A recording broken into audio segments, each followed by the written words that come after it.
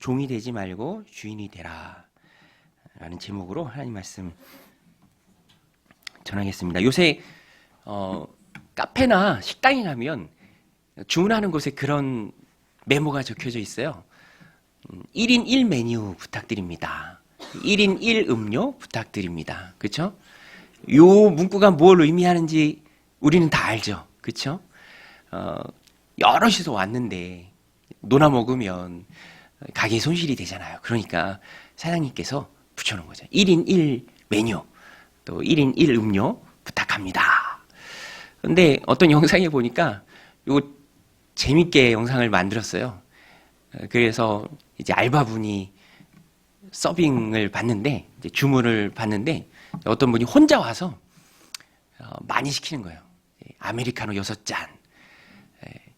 안 됩니다. 1인 1 메뉴입니다. 얘기하는 거죠. 1인 1 메뉴예요.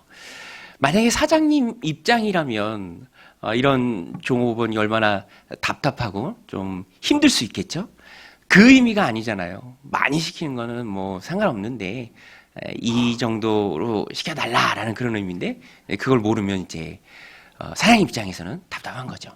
근데 오늘 본문에도 보면은 율법의 본래 취지가 있는데 그 취지를 모르고 그냥 문자에 매여서 꼭 거기에만 이제 마음이 쏙 빼앗겨서 그것을 자신들이 정한 기준에 못 미친다라고 판단되는 어떤 사람들을 향해서 정죄하고 또 판단하는 그런 부류의 사람들, 바리새인들이죠. 오늘 본문에도 그 바리새인들이 나옵니다. 원래는요, 바리새파 사람들이 율법을 잘 지키자 뭐 이런 순수한 의미에서 시작된 그룹입니다. 그러나 주객이 전도됐어요. 나중에는 율법의 참된 의미는 망각하고 그냥 그 문자적인 적용에만 함몰되어서 아까 말씀드린 그 예처럼 1인 1 메뉴 전혀 의도와는 상관없는 그런 적용을 하기 시작합니다. 오늘 본문에도 보면 배경은 예수님께서 제자들과 함께 어느 곳을 향해서 가고 있는 장면이에요. 그런데 마침 제자들과 예수님이 함께 가던 그곳이 밀밭 사이 길이었습니다. 밀밭과 밀밭 사이에 난 조그만 길이었던 것 같아요. 이제 밀이 무성하니까 앞으로 전진하기 위해서 제자들이 밀을 잘랐습니다. 길을 내기 위해서. 또 한 가지 이유는 제자들이 좀 시장했던 것 같아요. 굶주렸던 것 같아요. 배고팠던 것 같습니다. 그래서 자른 밀을 비벼서 훅 불어서 이렇게 입에 털어 넣었어요. 그런데 바리새인들이 그것을 문제 제기합니다. 밀을 먹은 것에 대해서는 문제가 되지 않아요. 왜냐하면 이스라엘은 가장자리에 있는 것은 가난한 자들이나 나그네를 위해서 얼마든지 공급하게 돼 있습니다. 내가 남의 거 먹었다고 그것이 죄가 되지 않아요. 먹는 게 문제가 아니라 그 날이 안식일이었다라는 거예요. 안식일. 여러분, 안식일에는 일을 하지 말라라는 규정이 있죠. 특별히 바리새인들은 열심을 더해서 39개의 조항을 더 붙였습니다. 이런 종류의 일은 해서는 안 된다. 39개의 조항을 더 붙였고요. 거기에 따라서 봤을 때 제자들이 한 밀을 자르고 그것을 손으로 비빈 것, 추수가 돼요. 추수. 일이죠. 일. 사실 그냥 넘어갈 수 있는 일이에요. 그렇죠, 여러분? 그냥 넘어갈 수 있는 일이죠. 굉장히 사소한 일이잖아요. 그럼에도 불구하고 바리새인들은 자기 안에 의가 가득했습니다. 의. 우리는 율법이라면 조금 더 어기지 않고 완벽하게 지키는 사람들의 그룹에 속한 사람들이야. 그 우월감이 하늘을 찌르는 듯 했습니다. 그러니까 예수님과 예수님의 제자들 볼 때도 못마땅한 모습으로 뭔가를 지적하려는 마음으로 바라봤던 것이고요. 여기서도 아주 사소한 문제이지만 그것을 지적하고 가는 것이죠. 그냥 넘어가지 않습니다. 우리 23절, 24절 같이 한번 읽겠습니다. 시작. 안식일에 예수께서 밀밭 사이로 지나가실새 그의 제자들이 길을 열어 이삭을 자르니 바리새인들이 예수께 말하되 보시오 저들이 어찌하여 안식일에 하지 못할 일을 하나이까? 보시오, 저들이 어찌하여 안식일에 하지 못할 일을 하나이까요? 충분히 할 수도 있고 얼마든지 그냥 넘어갈 수도 있는 일이에요. 그런데 그 안에 자기 의가 가득하기 때문에 그것을 드러내 보이고 싶기 때문에 율법을 통해서 만족을 얻고 그것을 자랑하고 싶기 때문에 무리한 모습을 보이는 거예요. 별것 아닌 것을 크게 문제 삼는 것입니다. 그때 예수님께서 말씀해 주시죠. 이 우월감에 찌들어 있는 바리새인들의 말에 동의하지 않으세요. 그리고 다윗의 이야기를 해주십니다. 우리 먼저 한번 읽어볼게요. 25절, 26절 같이 읽겠습니다. 시작.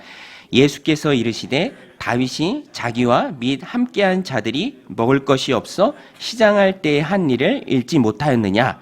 그가 아비아달 대제사장 때에 하나님의 전에 들어가서 제사장 외에는 먹어서는 안 되는 진설병을 먹고 함께한 자들에게도 주지 아니하였느냐?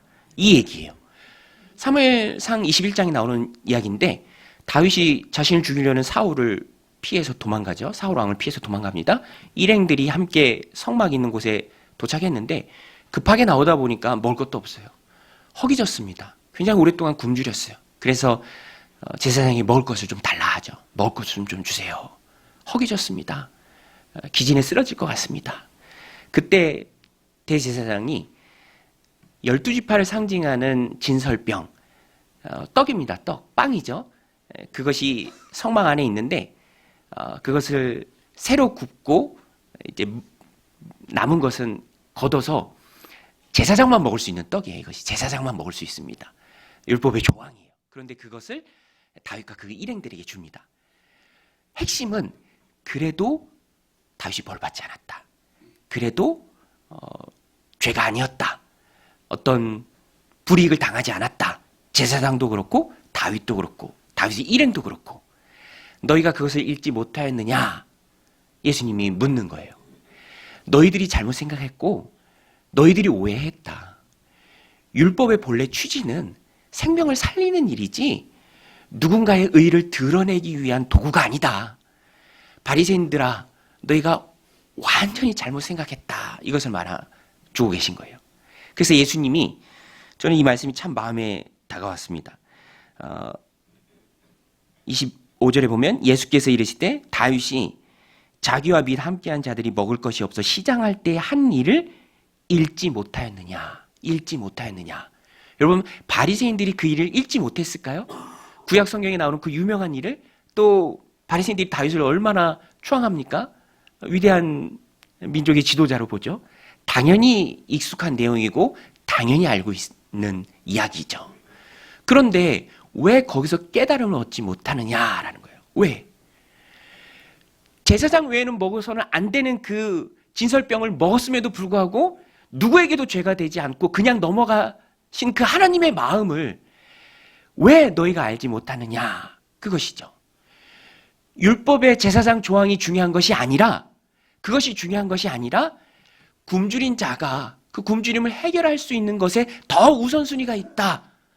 그것을 인정해 주시는 그 하나님의 마음을 다윗의 그 이야기를 통해서 너희가 읽었음에도 불구하고 왜 깨닫지 못하고 쓸데없는 것에 정죄하느냐? 이 예수님의 지적입니다. 여러분, 바리새인들이 정죄한 이유가 뭔가요? 왜 바리새인들이 그냥 넘어갈 수도 있는 사소한 일, 추수라고 뒤집어 씌우면서 밀을 자르고 그것을 손으로 비볐기 때문에 그것은 안식일에는 해서 안 되는 추수다. 너희가 안식일에 추수를 했다. 어찌하여 당신의, 예수님 제자들이니까 예수님께 책임을 추궁하는 거예요. 왜 바리새인들이 그렇게 문제 제기를 합니까? 마음이 왜곡된 거예요. 삐뚤어진 거예요. 고투리를 잡으려고 봅니다. 그러니까 내용을 보면 삐뚤어진 그들의 시각이 금방 드러납니다. 마음이 삐뚤어졌으면 삐뚤어지게 보고요. 또 삐뚤어진 것을 찾으려고 하는 것이죠. 그리고 건수를 잡았다. 문제 제기를 하는 거예요. 그때 예수님께서 너희가 오해했다. 이렇게 말씀해 주십니다.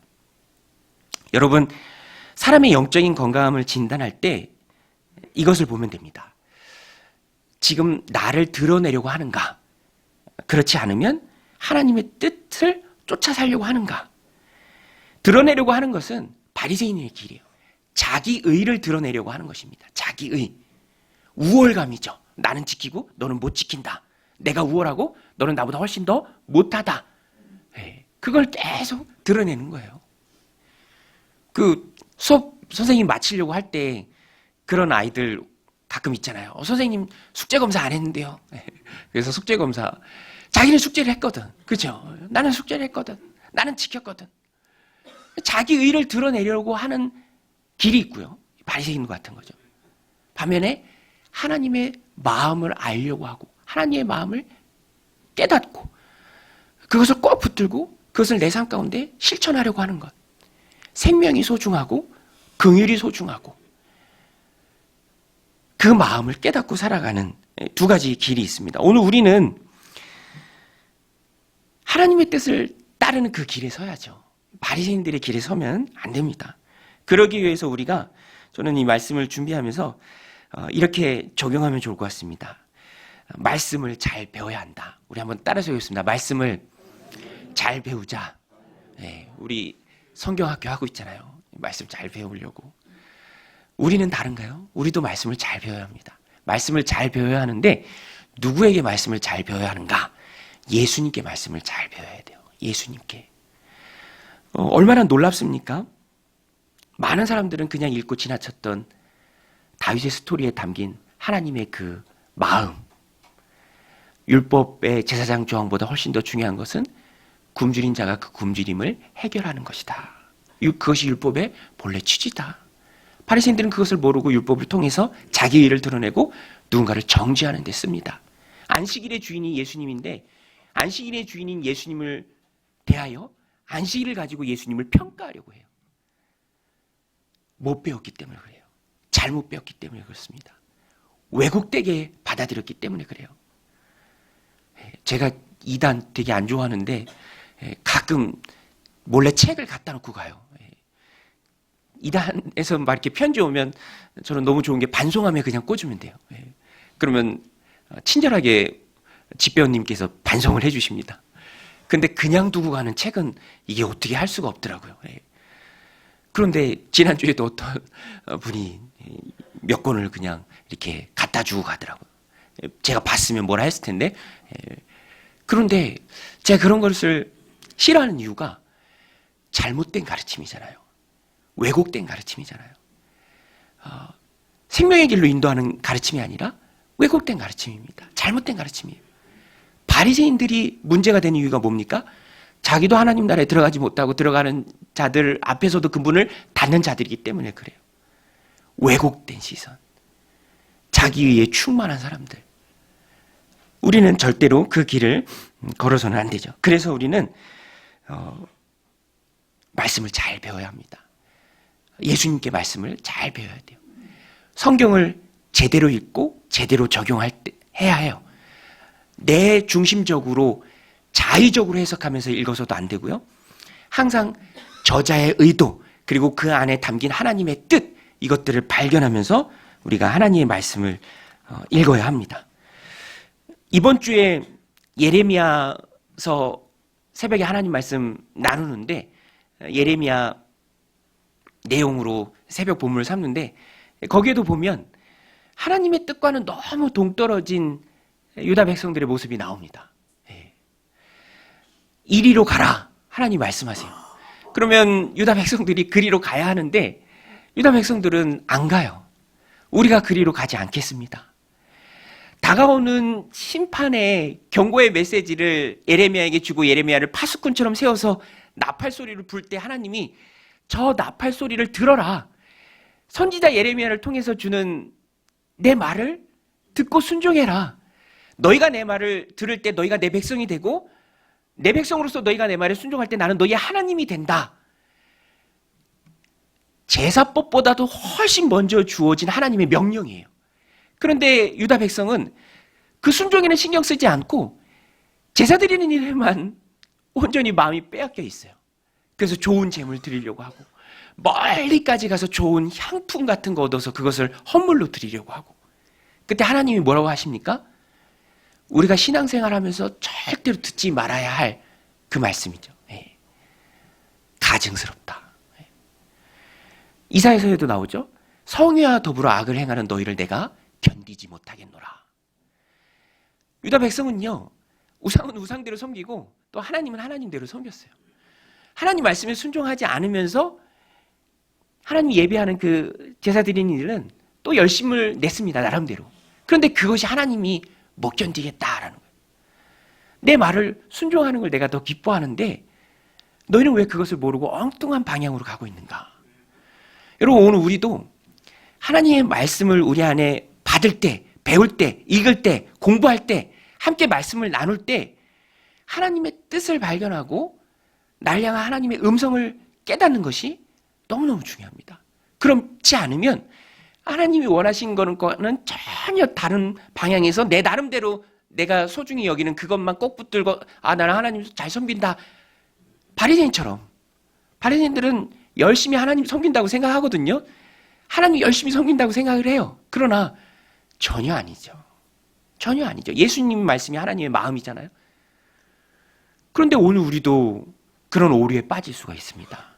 제가 수요 예배 때도 잠깐 나눴었는데 김동호 목사님이라는 분이 이제 설교 중에 들었던 예예요. 사례인데 어느 교회 집회를 가고 또 저녁 대접을 받는데 저도 개고기 잘 못 먹거든요. 근데 김동호 목사님도 개고기를 잘 못 드시는데 이제 그래도 강사 목사님이라고 보신탕을 대접한 거예요. 보신탕. 예. 그런데 뭐 거절할 수는 없고 가기는 했는데 못 먹잖아요. 그래서 밑반찬하고 이렇게 깨작깨작 이렇게 좀 먹었대요. 그런데 같이 가신 그 교회 중직자분들이 마침 보신탕을 너무너무 좋아하시는 거야. 예. 그래서 강사가 먹는지 안 먹는지 그것보다도 신경도 안 쓰고 그냥 자기들끼리 너무 맛있게 먹는 거예요. 그리고 이제 음식점에 나와서 집으로 돌아가는 길에 생각을 해보니까 그 상황이 너무 재밌다. 웃음이 나왔다. 그죠? 뭐 지출을 했으니까 그 항목에는 강사 접대비 뭐 이렇게 항목을 적을 거 아니에요? 그런데 자기가 생각할 때는 내가 대접을 받았나? 내가 접대를 받았나? 자기들이 맛있게 먹던데 나는 그냥 밑반찬하고 먹었는데 뭐 이렇게 생각한다라는 거죠. 뭐 작은 예인데요. 우리의 신앙생활이 그렇게 되지 않도록 우리가 기억해야 합니다. 우리가 기억해야 돼요. 하나님 섬긴다고 섬겼는데 내 편에서 내 나름대로 정작 하나님이 기뻐하지 않는 이레미야서에 나오는 그 모습처럼 오늘 바리새인들의 이 모습처럼 자기 의를 드러내기 위해 안식일을 사용하는 것뿐이지 정말 그 안식일 규례에 담긴 하나님의 마음은 다 놓쳤다라는 것입니다. 저는 이 말씀을 우리들 삶 가운데 적용할 때 그렇게 기도하면서 이 말씀을 받았으면 좋겠어요. 한 달여 동안 오늘 우리 공동체에 하나님이 우리에게 특별히 또 저에게 주시는 귀한 말씀입니다. 성령의 조명하심을 통해 너의 본 모습을 바라보라. 오늘 혹 우리가 바리새인의 길을 걷고 있지는 않은지, 내 안에 가득한 우월감으로 하나님 주신 귀한 것을 정죄의 도구로 쓰고 있지는 않은지, 책망보다 살리는 일이 소중하고 세워주는 일이 급한데 그것을 등한시 여기고 예수님 반대편에서 내가 하나님 섬긴다라고 착각하는 그것에 몰두하면서 엉뚱한 일을 행하고 있지는 않은지 성령의 조명하심이 필요합니다. 우리 한번 따라서 보겠습니다. 하나님, 성령의 조명하심을 주옵소서. 우리가 봐야 변화되죠. 봐야 깨닫습니다. 제가 전에도 말씀드렸잖아요. 저희 집 계절 창고에 보니까 제가 쓸데없이 산 물건으로 가득하더라. 저는 오로지 좋은 소비만 하는 줄 알았는데 그렇지 않은 거죠. 성령님의 조명하심이 반드시 필요합니다. 그래야 깨닫고 그래야 변화되죠. 그래야 바리새인의 길이 아니라 공동체를 세우는 길로 나아갈 수 있다는 것입니다. 또 한 가지 오늘 말씀에서 중요한 것은 주인과 손님이 바뀌지 않는 것, 주객이 전도되지 않게 살아가는 삶. 오늘 본문에 보면은요, 예수님이 분명히 말씀하세요. 왜곡된 바리새인들에게 분명히 찝어서 말씀해 주십니다. 사람이 안식일을 위해 있는 것이 아니라 안식일이 사람을 위해 있는 것이다. 안식일은 그 자체가 섬김의 대상이 아니다. 안식일은 믿음 성장의 도구다. 예수님이 안식일의 주인이시다. 우리 27절, 28절 말씀 같이 읽겠습니다. 시작. 또 이르시되 안식일이 사람을 위하여 있는 것이요 사람이 안식일을 위하여 있는 것이 아니니 이러므로 인자는 안식일에도 주인이니라. 여러분, 예수님이 안식일의 주인이신 줄로 믿습니다. 근데 이 모습이 얼마나 웃겨요. 안식일의 주인이신 예수님을 향해서 안식일을 가지고 예수님을 책망한다. 너무 큰 모순이죠. 여러분, 안식일은 도구입니다. 그 자체가 성경의 대상이 아니에요. 사람 위에서 군림하는 것이 아닙니다. 사람 위에 만들어진 것이 안식일이죠. 뭐 오늘날로 바꾸면 주일이 되겠죠. 구약의 안식일은 신약의 주일 개념이다라고 말해도 전혀 틀리지 않습니다. 그러니까 우리도요, 주일 가지고 누구를 판단하면 안 돼요. 주일도 못 지키다니. 내가 먼저 잘하면 되죠. 그것이 판단의 도구가 아닙니다. 주일 제도가 사람을 위해 있는 것이죠. 주일뿐만 아니라 어떤 제도가 오래되어서 그 자체가 신성하게 여겨지면 그것은 잘못된 것입니다. 거룩한 분은 주님이시지 세상 다른 것이 주님의 자리를 차지하게 두면 안 됩니다. 그래서 오늘 말씀의 귀한 적용이에요. 세상의 주인 노릇해야 할 사람들이 바로 우리입니다. 우리가 세상의 종 노릇해서는 안 되죠. 믿음과 신앙의 우선순위를 바로 세워야 합니다. 내가 끌려가고 내가 휘둘리고 그래서는 안 되죠. 누가 주인인지 세상을 향해 악한 어둠의 권세를 향해 악한 마귀를 향해 우리는 그것을 항상 바르게 선포하며 나가야 해요. 종 노릇하지 말고 주인이 되어야 합니다. 잘못된 것이 있으면 뜯어 고쳐야죠. 끌려가면 안 됩니다. 오랫동안 해왔던 거고 전통이고. 전통은 무슨 전통입니까? 잘못된 건 뜯어 고쳐야죠. 개혁교회의 성도를 프로테스탄트라고 합니다. 우리는 개혁교회예요. 잘못된 건 저항하고 뜯어 고쳐야 합니다. 성경으로 돌아가야죠. 오직 말씀, 오직 하나님의 영광, 오직 복음입니다. 거기에 대해서 잘못된 것은 용납하지 말아야 돼요. 다 뜯어 고쳐야 합니다. 그냥 뭐 어쩔 수 없어서 세상에 타협하는 뭔가 좀 두려운 마음에 그런 것들을 조심해야 돼요. 이제 친구 목사님이 이제 전에도 한번 나눴었는데 뉴질랜드에서 한인 목회를 해요. 저한테 자주 전화가 옵니다.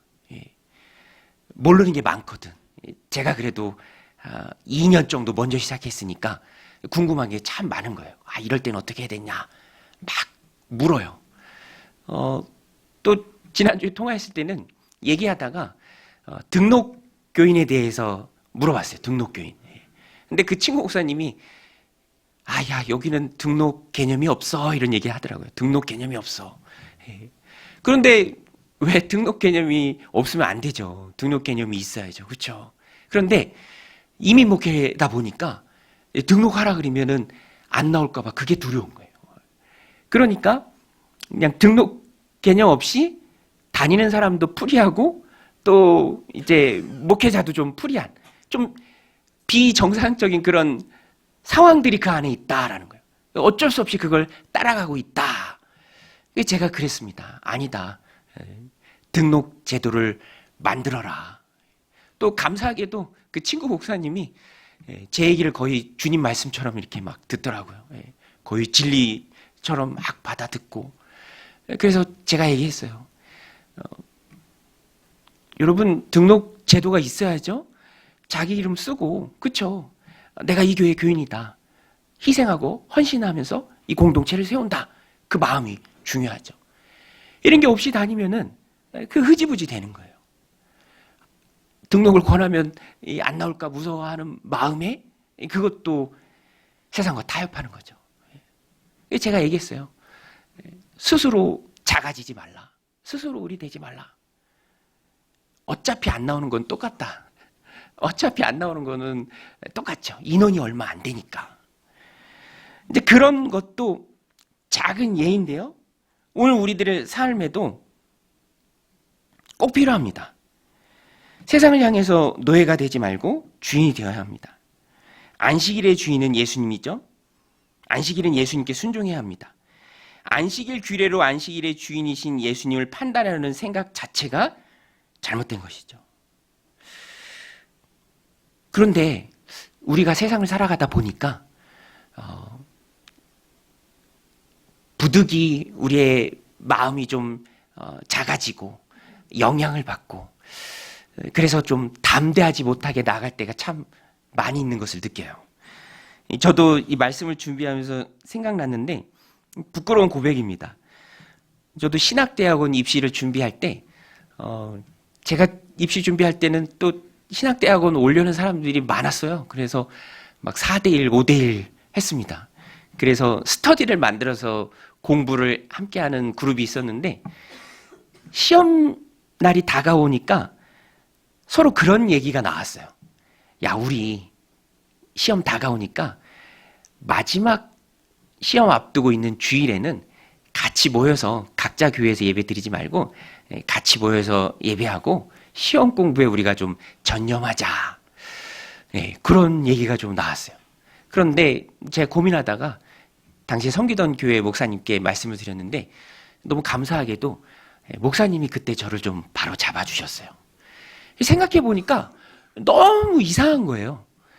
신학대학원 가서 주의를 더 잘 지키고 더 주의를 잘 지키는 사람이 많아지도록 하기 위해서 신학대학원을 간다고 하면서 정작 내가 주의를 안 지키고 시험 준비를 한다?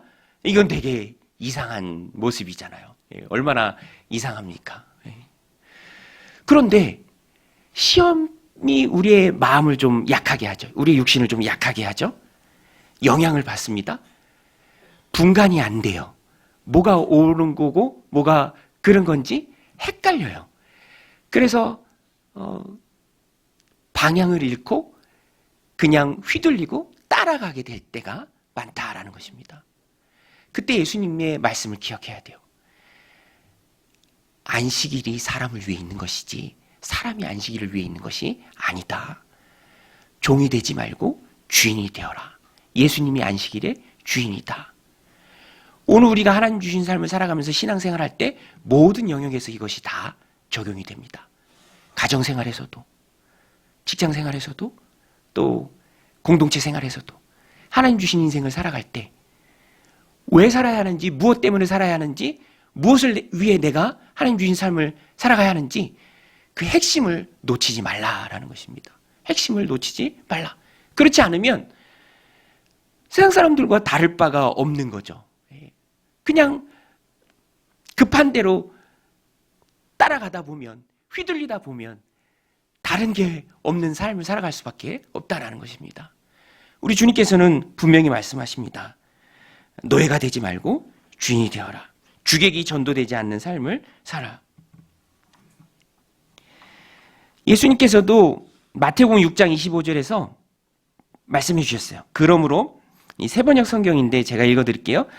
그러므로 내가 너희에게 말한다. 목숨을 부지하려고 무엇을 먹을까 무엇을 마실까 걱정하지 말고 몸을 감싸려고 무엇을 입을까 걱정하지 말아라. 목숨이 음식보다 소중하지 아니하냐 몸이 옷보다 소중하지 아니하냐. 너희는 먼저 그의 나라와 그의 의를 구하라. 그리하면 이 모든 것을 너에게 주시리라. 너무 염려에 휩싸이다 보면은 건강을 해치는지도 모르고 그 일에 매달리게 되죠. 예수님이 말씀이 딱 맞습니다. 목숨이 음식보다 소중하다. 왜 그거 모르고 건강 해치면서까지 먹고 살려고 일하냐.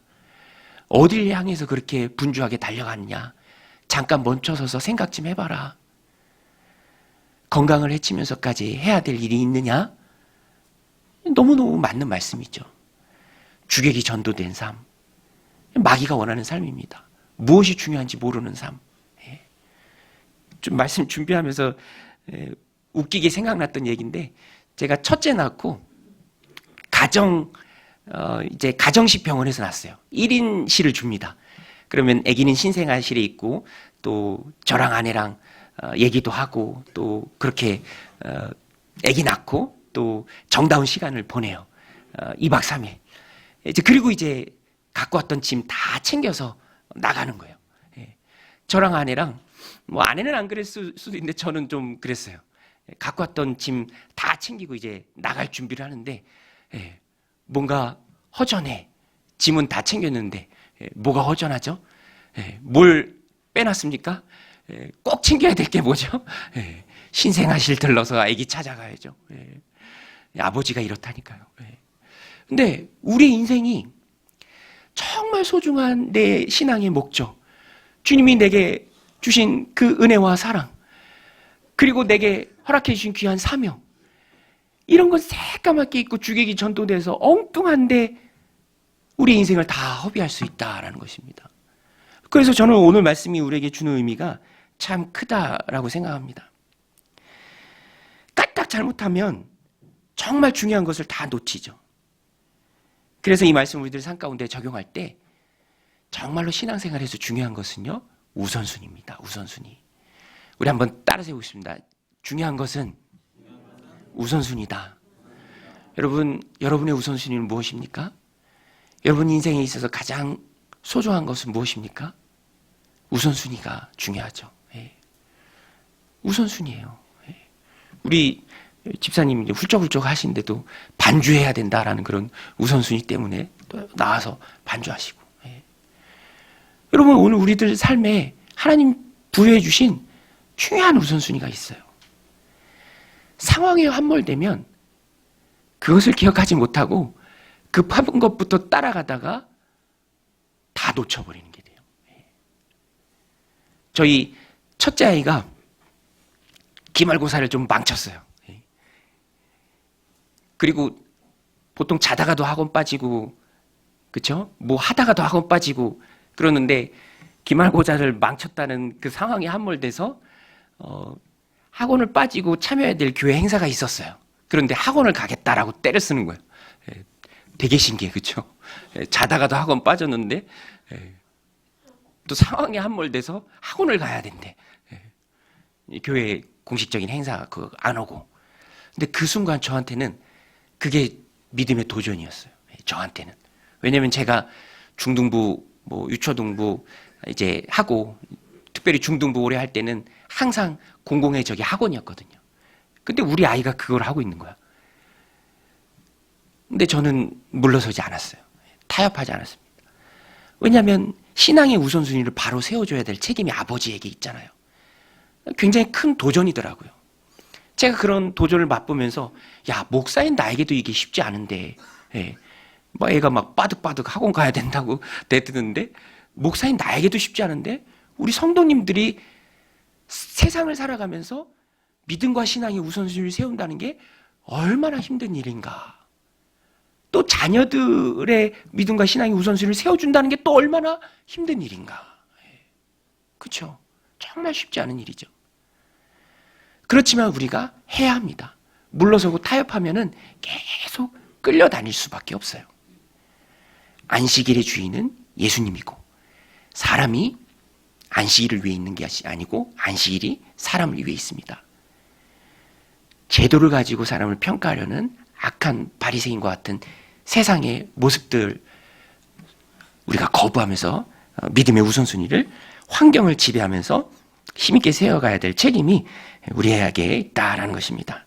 하나님께서는 어려운 상황 속에서도 믿음을 앞세우고 나아가는 사람을 기뻐하십니다. 그 중심에 타협하지 않고 우선순위를 바로 세우고 가는 모습이 있습니다.